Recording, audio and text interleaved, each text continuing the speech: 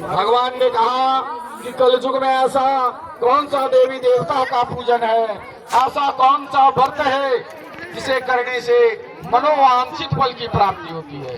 तो श्री शिव जी महाराज ने कहा कि कलयुग में लोग धर्म की बहुत सारी अनियमता करेंगे, मनुष्यों का प्राण जो है वह आन के अधीन होगा, लोग अनेक पीड़ाओं से युक्त होंगे।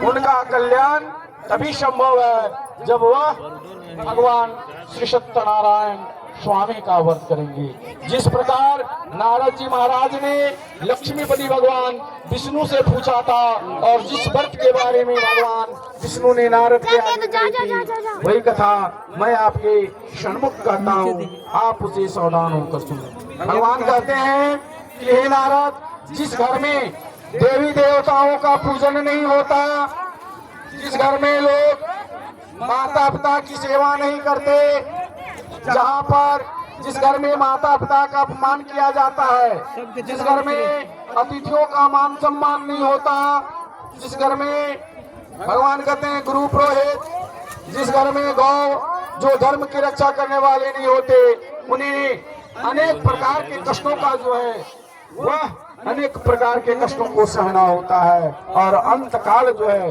बड़ा ही कष्टमय होता है। हे नारद, इसमें संशय नहीं।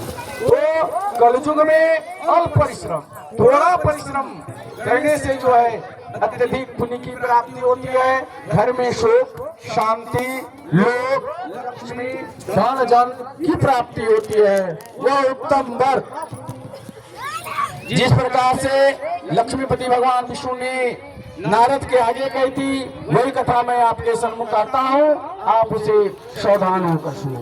भगवान ने कहा कि एक समय नारद जी के मन में यह इच्छा जागृत हुई कि आज समस्त लोगों का भ्रमण किया जाए, घूमा जाए। घूमते घूमते जब वह इस मृत्यु लोक पर, इस पृथ्वी लोक पर आए, तो यहाँ उन्होंने देखा कि हम सभी प्राणी पाप करने पर तत्पर और देवहीन होते चले जा रहे हैं। उनके मन में अतिशय दुख हुआ और हम मनुष्यों के कल्याणार्थ नारद जी महाराज जो है वह भगवान विष्णु के लोक में चले जाते हैं, जहाँ भगवान शंख, चक्र, गदा, पद्म और वर्णमाला से सुशोभित देवेश नारायण हैं, भगवान विष्णु हैं। उन्हें देखकर दोनों हाथों को जोड़कर स्तुति करते हैं, प्रार्थना करते हैं, कहते हैं कि हे नाथ, हे पुंडरीकाक्ष, हे शरणागत वत्सल, आप मन से, वचन से न कहने न धारण करने योग्य अंत सत्य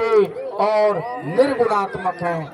आप सभी प्राणियों के उत्पन्न करता है, भक्तों के दुख के नाशक हैं। यह स्तुति सुनने पर भगवान विष्णु ने कहा, हे नारद, तुम किस कार्य से, किस उद्देश्य से आप हमारे पास आए हो? आने का प्रयोजन, आने का उद्देश्य आप हमें समझा कर कहो। तभी नारद जी ने कहा कि मेरे मन में विचार उत्पन्न हुआ कि समस्त लोगों का भ्रमण किया जाए। घूमते घूमते जब मैं पृथ्वी लोक पर पहुंचा तो मैंने वहां देखा कि लोग अनेक पीड़ाओं से युक्त हैं, मनुष्य जो है वह आपसे विमुख होता चला जा रहा है। उनका कल्याण कैसे होगा,